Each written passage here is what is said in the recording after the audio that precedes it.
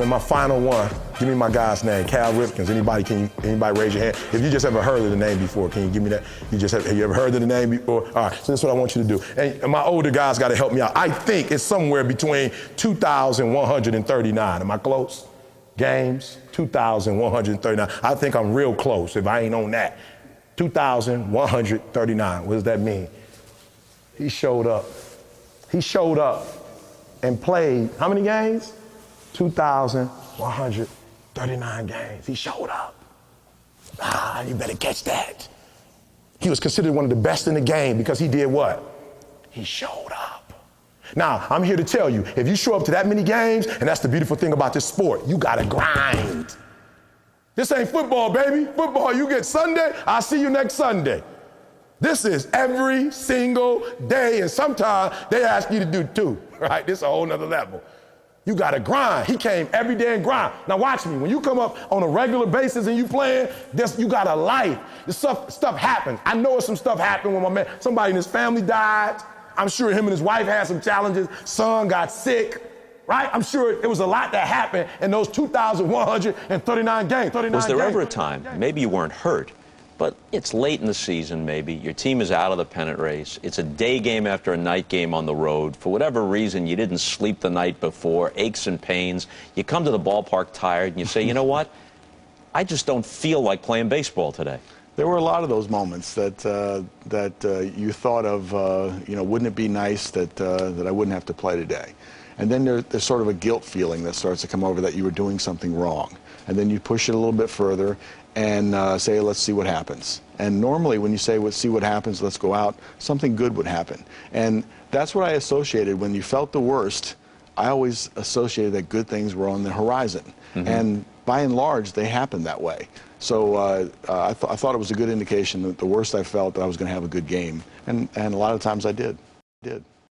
But he showed up. He did what? Showed up. Oh, y'all got to talk to me. He did what? Showed up. He showed up to every single game.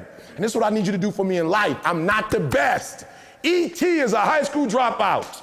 I was homeless for 2.5 years. I slept in abandoned buildings. I slept in cars. I'm not the best. I'm not the brightest.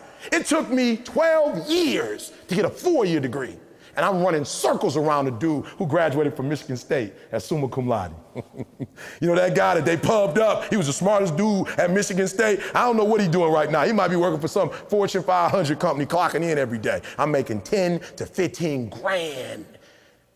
And we're getting better and better every day. We wrote a book. We sold 5,000, 6,000 copies in less than 6 months. We just ordered 10,000 more. Fortune 500 company just bought 2,000. I'm not the smartest, but you will not outwork me.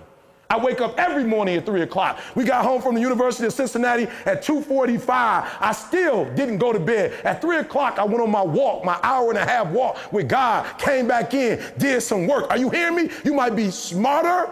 Your family might come from privilege. Your daddy might own a company, but you will not outwork me. You will not have more drive than I have, more passion than I have. And I'll beat you every single day because I got passion. You will not wake up in the morning because you spoil. You will not get up before 8. You will not get up before 6. I will out-rep you. Push-ups, every day I'm going. I'm doing more and more each day. I'm trying to do them until I can't do them no more. I'm doing sit-ups every day. I will outwork you. And I'm telling you, if you go out there and like Cal, you show up, they can't outwork you. If you win 7-0, they can't outwork you. But you know what happens? You start doing good, and guess what you start? The Miami Dolphins call me. People say, E, you about to go speak for the Dolphins. The Colts just called me.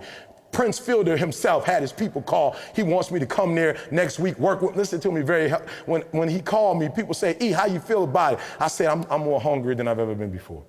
I'm upset that the Tigers called me. I'm trying to get the whole American League division. I'm trying to get, I just don't want to talk to one team. I wanted that whole side to call, right? Say, we're trying to beat the National League out this year. What can you do to help us? The Dolphins call. I don't want the Dolphins. I want the whole NFL. And because I tasted one team, it lets me know because one team wants me to speak. I know the others want me to speak as well. Now I'm hungry. I ain't been there but no so long. So goodbye. I'ma go home cause I'ma go hard. Go hard or I'ma go home. I ain't been there but no so long.